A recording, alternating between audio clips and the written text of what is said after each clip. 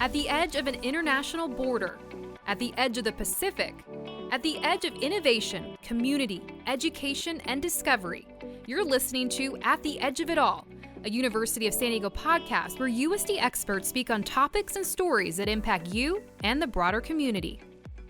I'm Elena Gomez. Welcome to the next edition of At the Edge of It All. On the podcast today, we have a very exciting guest, Oliver Tarvet. He's a rising senior here at USD. He's on the men's tennis team. And what we really want to talk about is being a Wimbledon sensation, just coming back from a great competition over there. Thanks for being on the podcast. Thanks so much for having me. How are you feeling after all that? Have you had time to let it digest? I mean, yeah, it definitely, took a while to let it all in and really process what happened. But yeah, I've definitely had a little bit of time now. It's almost been 3 weeks now. So yeah, I feel like it's set in. It definitely did take a while, especially, my center court appearance. I think that took a little bit of time until I realized kind of the magnitude and how many people were watching it. And I feel like it was kind of a good thing that I was a little bit ignorant to that, because obviously my first time playing on something that big. But yeah, it's definitely, I've been in San Diego now for the last couple of weeks, and I feel like everything's kind of settled down a little bit, which is nice. So yeah, I think it's definitely kind of settled in. I'm, just kind of enjoying it. And as I said, just ready to keep on training and just get back out there as soon as I can. Yeah. How has the San Diego community responded? Just your community here? Yeah, I mean, obviously, it's been great. I've had a lot of support, not only in England, which was obviously really great to be backed by a home nation. But yeah, I mean, with USD, I've had a lot of USD students and, obviously my teammates and other athletes going to congratulate me and, show support, which has been great. And I know a lot of them even watched the matches as well, which, especially because some of them were at, like 4 a.m. California time, and then my match against Carlos was I think 6 a.m. or something like that. So it was great, that they kind of made the effort to watch it, and I think the San Diego community as well has supported me as well, which has obviously been great, because I feel like there's definitely something that we wanted to do at USC Tennis was to engage the community more, so we could get more interaction and more people coming out to our games. And I think hopefully this has helped, especially with August as well. Now he got to the third round of Wimbledon as well, so it was great kind of not only having me qualify, because August also came through qualifying as well, but kind of share that success with a fellow USD. I think he graduated in 2022, so the year that I came. So it was great to share that moment with him, and we practiced a couple of times as well, and cool. ate dinner. So it was really good to kind of share that experience, and yeah, hopefully we keep on growing the San Diego community, so they can really kind of enjoy what USC Tennis has to bring. And it's always cool when you're, at least all of us in San Diego are watching, and we have two Toreros over there, and I think it localizes the game, right? It makes you excited. You're cheering these people on, and so it's just so fun to see both of you over there. Yeah, of course. And obviously I think it also shows that what we have at USC Tennis is a good product, that what we're doing is working as well. I think that was definitely a lot of reassurance for the coaches and for other teammates as well. And hopefully, it's shown, other guys on our team as well that, they actually had 3 of the guys come out to watch me play, which was great. They flew over, one from Germany, one from Netherlands, and one from Finland. They all flew over on Tuesday to watch me play on Wednesday, and then we spent some time together in London. I think it's been motivating for them to see that, they know exactly how I play, and, they're beating me in practice, and the fact that, I was able to make a good run at one of the biggest tournaments in the world, maybe the biggest tournament in the world, is you realize that you're not as far away from where you want to be as maybe I thought. Like, obviously I knew I had a good level. Did I think it would stand up at Wimbledon? I was definitely, there was some question marks with that. But yeah, I've definitely proved myself that, I maybe a little bit closer to where I want to be than I thought. And it's, motivating. I feel like you get a taste of Wimbledon, like the best tournament in the world. You get treated like royalty there. Obviously everything's just incredibly well organized, and you want to play those types of tournaments week in, week out. So, as much as, it was a lot, obviously, not something that I was quite ready for and I really expected, but yeah, I feel like it's, as much as it was obviously a lot, I feel like it's honestly more energized me and motivated me than anything, because, as I said, I want to play. You want to go back and exactly. I want to play back. I want to play it next year as well. Yeah. And that doesn't happen without a lot of work. That momentum, you're building it continuously. Yeah. So I want to go way, way, way back to when you were younger, because I feel like that's always where it begins, as far as getting introduced into your sport of choice, right? And continuing it. But a lot of kids play sports, and so it's sort of what sets you apart from really getting to this level of competition. So when did you get introduced to tennis, and was it just a sport that you fell in love with and competed in, or how did it all begin? Yeah, I think I definitely gravitated towards tennis. I think it's a common thing for your parents to put their kids in, a bunch of sports and then kind of see what they like. And I feel like in England, it's very common for your kid to play soccer, or well, you call it soccer, we call it football. So, I kind of was torn between that is at a young age, soccer and tennis. And I think I preferred the individuality of tennis. I just preferred that if I lost, I knew it was on me. And if I won, I could take the credit for it as well. So I definitely preferred that aspect of it. But yeah, it's, I feel like my parents never put any pressure on me to play sport as a kid. And I think that's definitely one of the reasons why I, have continued to have the passion. I had the passion at a young age, and I've continued that because it's been on my terms. It's been something that I wanted to do. And I feel like it's, obviously, as a parent, you have to be tough on your kid, but I feel like you've also kind of got to let them go their own way and figure out their own path. And, I'm very grateful for my parents for doing that. Obviously, I owe them pretty much everything to where I am today, but there's definitely one thing that, looking back on it, I was I'm very appreciative for, is the fact that they kind of trusted me in my decision making and just let me continue to have the passion that I have for tennis, and they didn't put any pressure on me to play or, and that kind of stuff, because I feel like it is sometimes, it can take away the passion a little bit from kids. The fun out of it, yeah. Exactly. When you have a lot of pressure, and it's like, you as a kid, as a tennis player, you already feel pressure from yourself. Like you have that pressure, but to have that more pressure from your parents, I feel like it never helps. But as I said, I'm very grateful for that. And then I kind of just, obviously you have your ups and downs in tennis, but I've stuck with it, and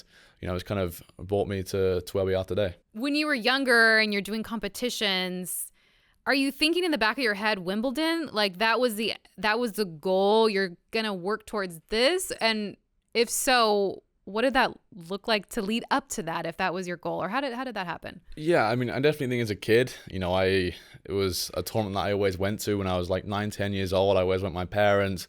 I feel like, obviously it's a dream. It's the tournament that you want to play as a British player. You want to play, your home tournament, and as I said, probably the biggest tournament in the world.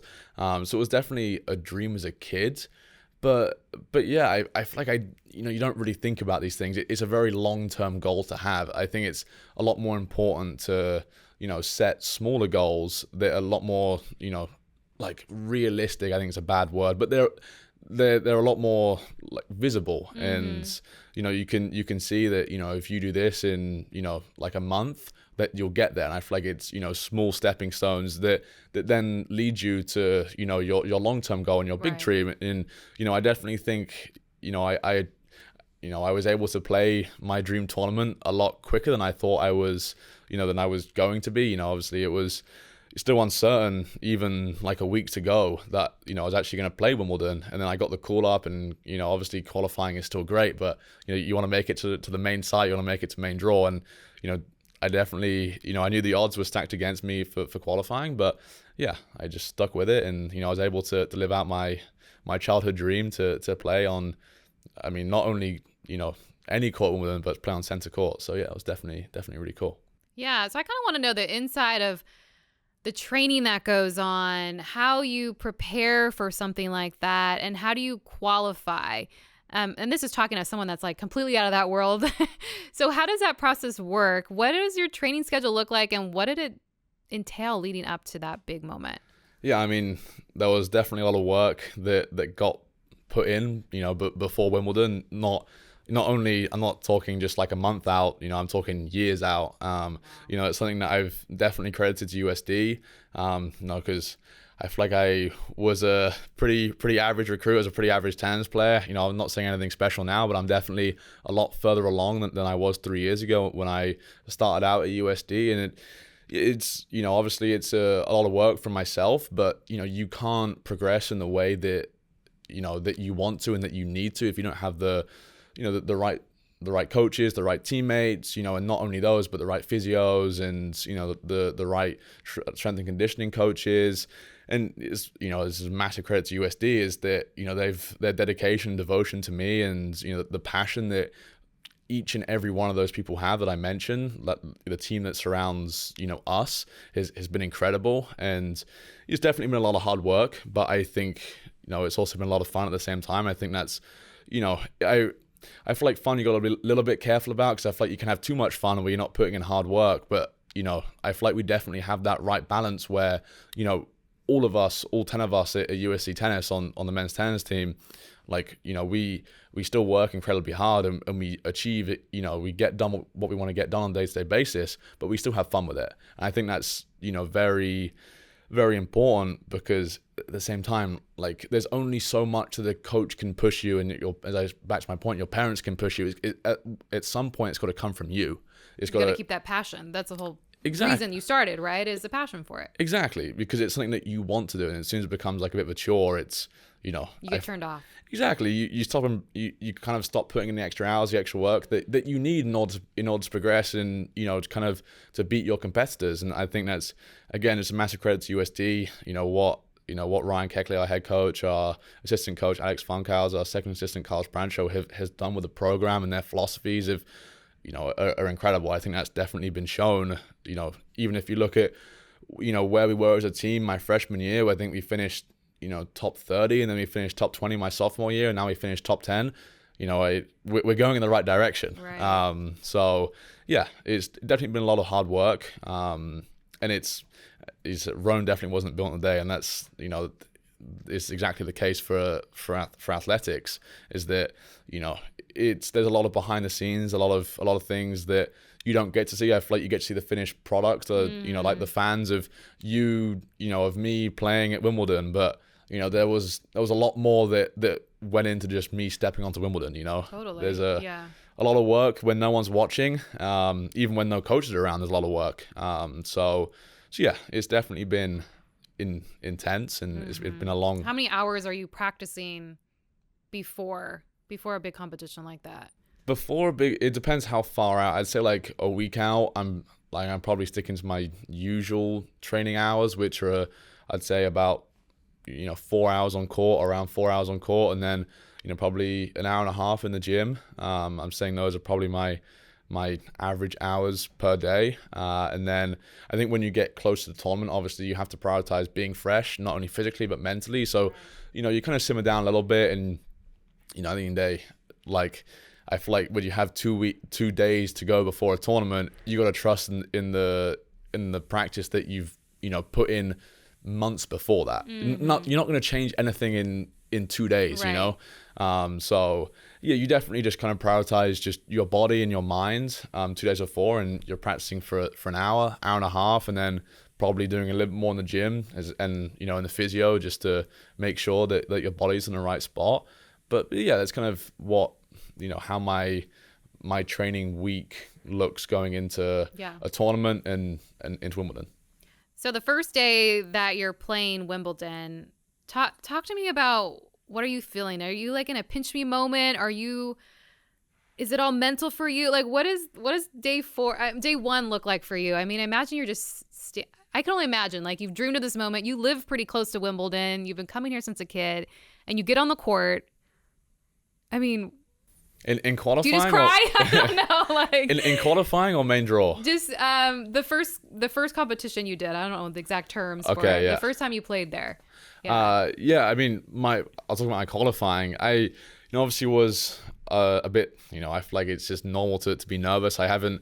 You know, it was my first. I haven't even played a challenger level match, which is, for people who don't know tennis, there's like futures, which is kind of what I've been playing, and then challengers, then there's ATP tournaments. So I kind of skipped a whole level, because Wimbledon is ATP tournament. So, you know, I was definitely a little bit nervous to see how I would do on that type of stage. And obviously, my first round qualifying was on court 2 of the Wimbledon qualifying site, and there was, I was playing, the stand was about 1,000 people, maybe over 1,000. And, obviously you have a lot of cameras on you and that kind of stuff, which personally, I just wasn't used to. Right. So there was definitely a lot of nerves, but I think I did a really good job. I kind of felt like my ignorance towards it actually helped me, because I remember people asking me, "Oh, are you nervous before the draw came out?" And I was like, "Well, no, because I don't know anyone. Like I didn't have any, preconceptions going into it or any expectations. I just played tennis. Right. I didn't know what to expect. I wasn't overthinking anything. I think that was a really you're just gonna go play a game. Exactly. Yeah. I was like, I was with my assistant coach at the time, Alex Funkhouse, and he's like, "Yeah, Ollie, I get you're playing in front of a crowd. I get it's Wimbledon and that there's cameras on you, but at the same time, you're still playing a tennis match. It doesn't matter if you're playing it in front of nobody with no cameras, or you're playing in, That's good advice. Yeah. Exactly. And it's like, for me, I still hit a serve every other game and I still hit a return every other game. That part of the game doesn't change. And, I think I just did a good job just focusing on what's important to me. And, that's just kind of sticking to the process. I think in the day, I feel like it's easy to get caught up in the outcome, or like, what happens if this, what happens if that. But I think in the day, you focus on what makes me good and, the process of that. And, the outcome will take care of itself. And, I think I did a really good job just remembering that. And, yeah, just not letting the moment get too big. Because I feel like it is easy to. And I feel like I was able to get out my own way pretty quickly and just play some good tennis. Yeah. And then after that, you played the main draw match against Carlos Alcaraz, who is number 2 champ? Number 2 in the world, Number 2 in the world. So when you find out that you're playing, did you find out somehow that you're playing that person for your next match? And what happened when you found out that you're playing the number 2?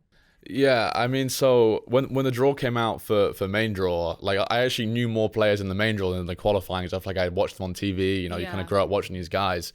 And I played, in the first round, I played another qualifier called, he's a Swiss guy called Leandro Ridi. And then second round, if I was to win that, big if, then I would play Carlos Alcaraz. And I remember that, the media were telling me, people were asking me, "Oh, Ollie, have you seen the draw? You might play Alcaraz." And I was like, well, yeah, but I've still got to get past my... Step 1 first. Exactly.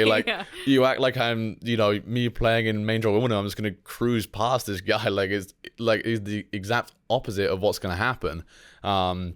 So, yeah, I mean, obviously, in the very back of my mind, there was that thought that, if I do win this and I get to play Alcaraz, but I feel like I didn't look at it as pressure. It was more of an incentive and a motivation to be like, this is an opportunity to go out there and, play maybe the best player in the world. Him and Sinner, number 1 in the world, I definitely think probably right now, I think it's pretty safe to say, just obviously, everyone else on the Pro Tour is great, but I think those, they've obviously shared a lot of Grand Slams between them too, and they're Wimbledon finalists, Wimbledon champion. So, but yeah, it was definitely just incentive for me to go out there and just see how I would face and match up against, as I said, maybe one of the best tennis players in the world.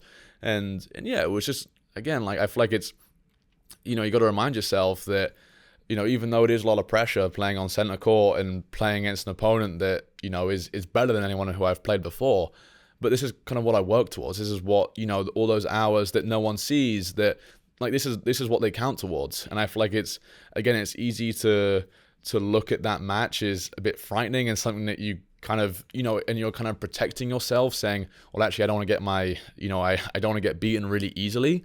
But, I feel like I did a good job. Obviously, I did lose in straight sets, because he's just an incredible tennis player. But I feel like my mindset was good into that. It was like, at the end of the day, I've defied odds this whole tournament. I don't know what the odds were, but I'm sure if you betted on me from first round of qualifying to get to the second round of main draw, it would be 1 in 1,000. So I've defied odds already. Obviously I know my chance of beating Alcaraz are incredibly slim. Probably the same one in whatever. But you don't know. In athletics, you just don't know what's going to happen on a given day. And I feel like it was. I looked at it just an opportunity to go out there and compete, have a bit of fun, and see where it takes me. Obviously, as I said, didn't go my way that day, but I was pretty happy with the way that I kind of handled that situation, and that even though it was like a glimmer of hope, I still had a glimmer of hope that who knows? Why not? Why not me? Exactly. Like you don't know in athletics. Like I feel like I know I got with what I said at Wimbledon. Like I said that I feel like you have to believe that you can beat anyone, but at the same time, if sometimes you have to be maybe a little bit delusional that that no matter what the odds say or whatever anyone says, that you got to go out there and just believe fight for it and try your best.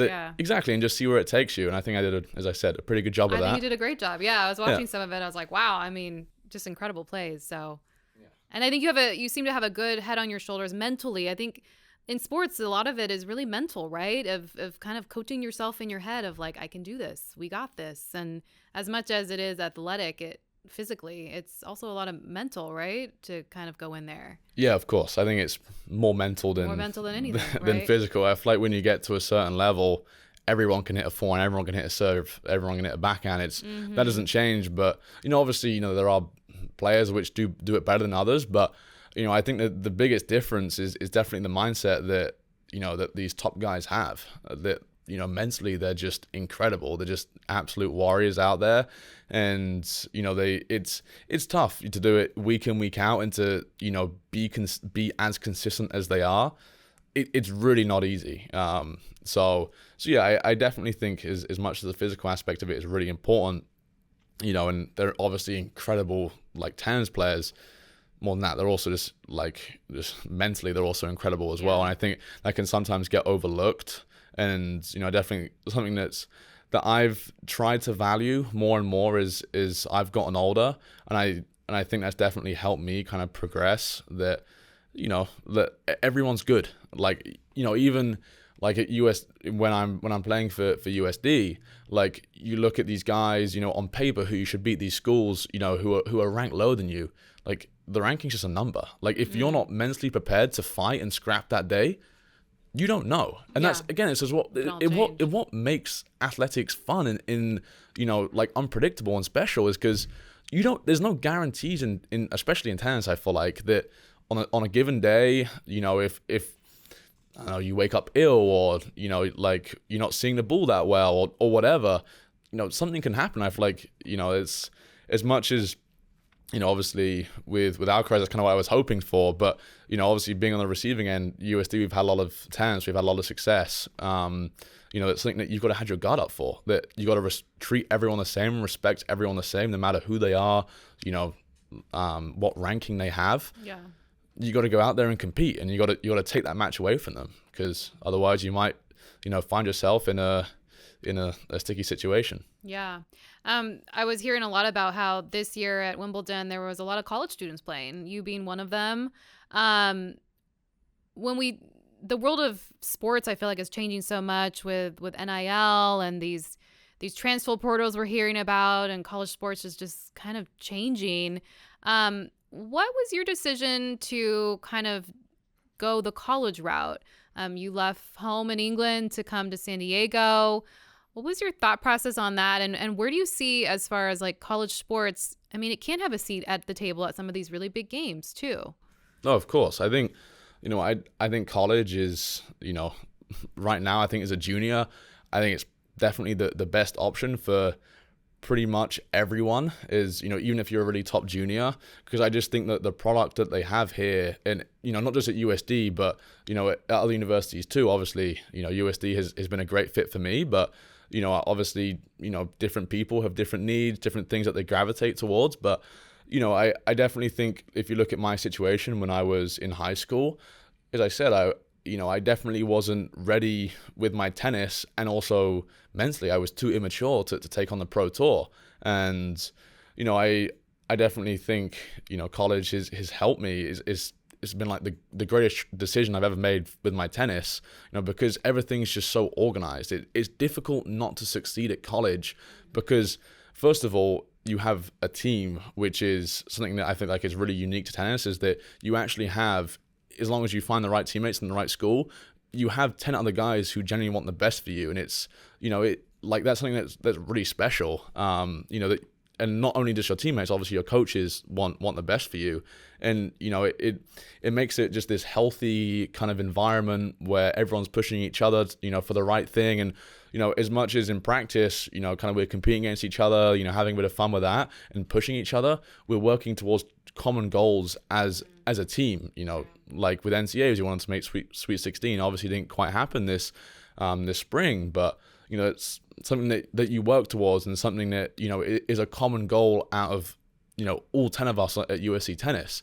But yeah, going back to your point, you know, I definitely think as an 18-year-old, I wasn't ready.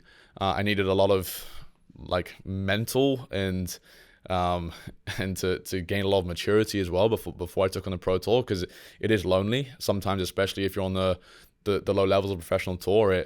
You know, you're not earning a lot of money. You can't afford to have a coach there. I feel like it's kind of all v all a little bit, where, you know, everyone's looking out for themselves and looking out for anyone else. So it's, you know, so I think that can get obviously lonely, and it can take a massive like mental tax out of you.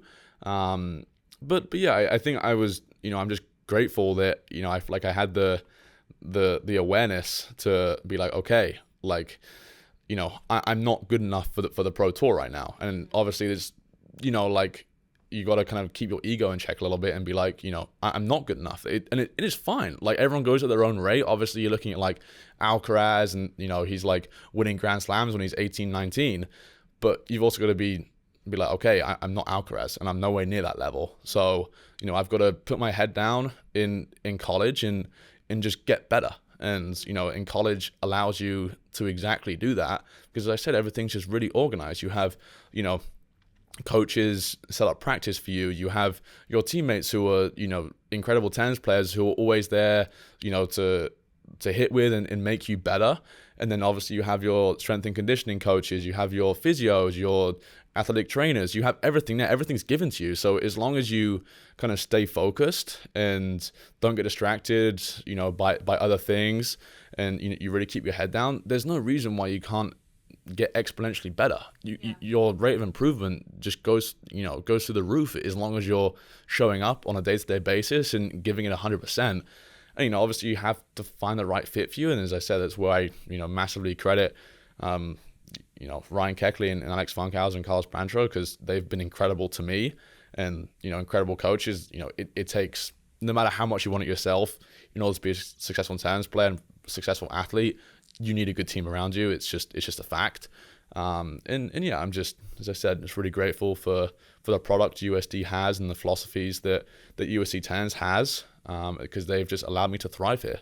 And, you know, I think it's, as I said, my advice to any juniors, even if you're looking, you know, like really good juniors, that I think college, even if you go here for a year, can not only grow as a tennis player, but a person, which is equally as important. Yeah. We had Ryan Keckley, your head coach, on the podcast a few episodes ago, and he really talked about having this sort of non-conventional way to building his team, because he felt like the people on the team was super important.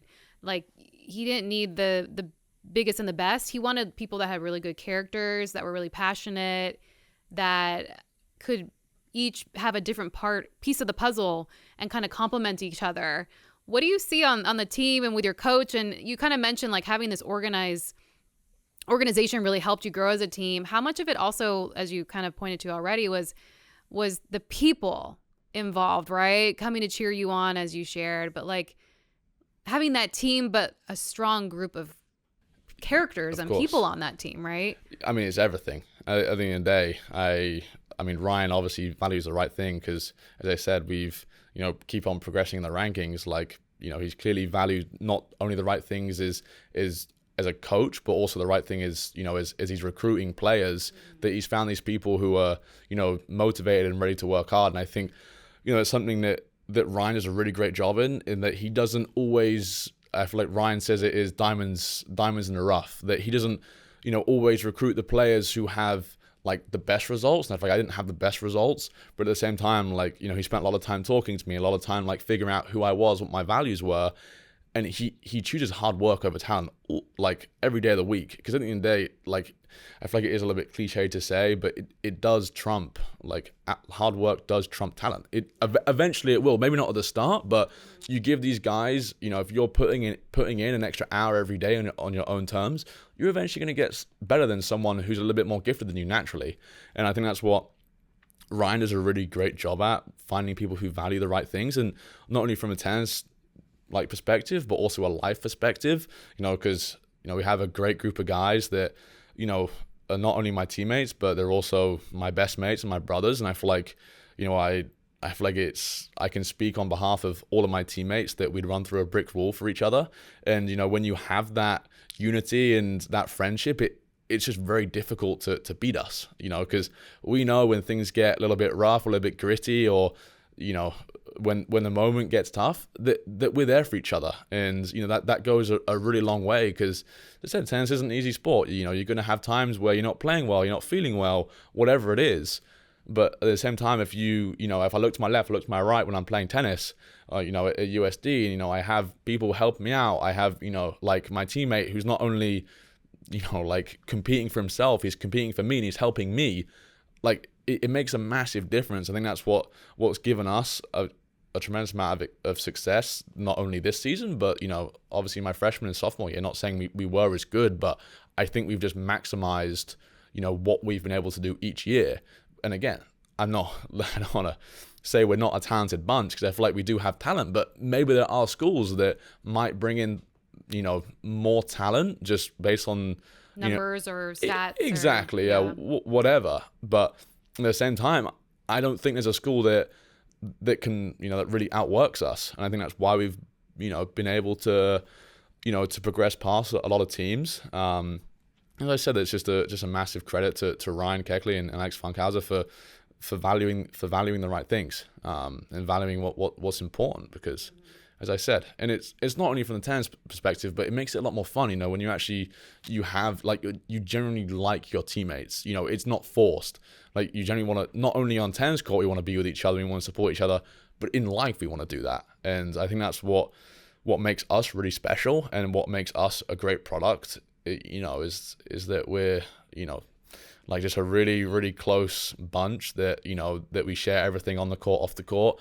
And, you know, it's just a lot of fun to be around. And it's why I want to come back for my fourth year. You know, I have a lot of people said, "Oh, Ollie, why are you coming back? You know, you've qualified for Wimbledon. Like, you should go pro. You should carry the momentum onto the pro tour." But no, like, you know, I've got my whole life to play professional tennis. I don't have my whole life to be with my brothers at USD and play, you know, compete alongside them, and, you know, really try and make history at USD, because obviously I have my professional goals that I want to achieve, but there are still things, you know, from USD tennis that I want to achieve as well, like Sweet 16. As I said, we weren't able to, and I want to keep on reminding, I'm not sure if Ryan or Alex is watching, so I want to keep on reminding me of that, but yeah, it's, you know, that's what I want to achieve, and it's, you know, I've only got a year to achieve that. That's it. Mm-hmm. And, you know, obviously I will try and do everything I can, even when I've graduated, to make sure USD is doing the best it can.